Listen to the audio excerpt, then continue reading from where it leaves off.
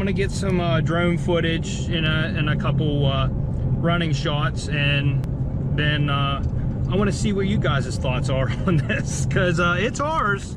The Challenger's gone. And my wife does not regret it. She doesn't regret it at all. She said she did miss her Challenger, but I was like, really? She's like, nah, I like this. So yeah.